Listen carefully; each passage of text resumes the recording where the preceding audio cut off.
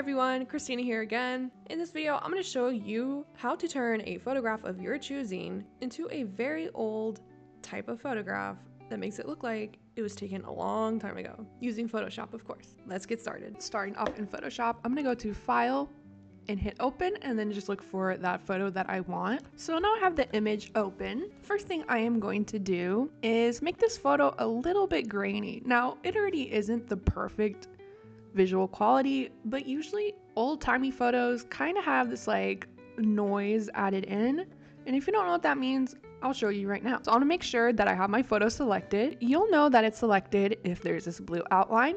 I'm just going to go to Filter, Noise, Add Noise, and so what this does is it adds in these little speckles that you can see, and I can reduce the amount.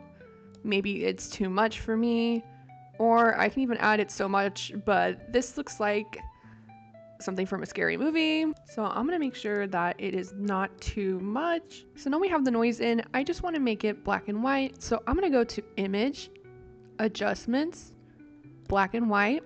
And here, if I don't really like the way it looks black and white, I can even edit that myself. I can make certain parts where it picks up red to be a little darker.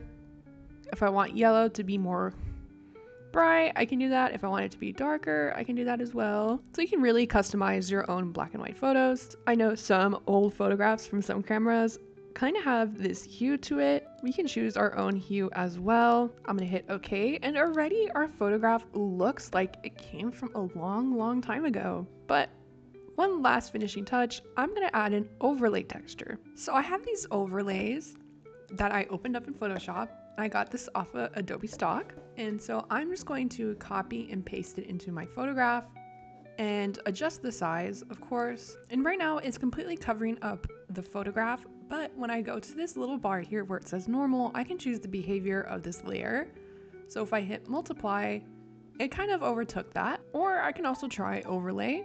And also making sure I do have my opacity layer turned down a bit so that way it blends better. So now my photograph looks like a physical old photo where there's wrinkles and different imperfections. Now I'm just going to export it and save it to where I need to. And so here is my before, and here's my after with all of the changes that I did in Photoshop.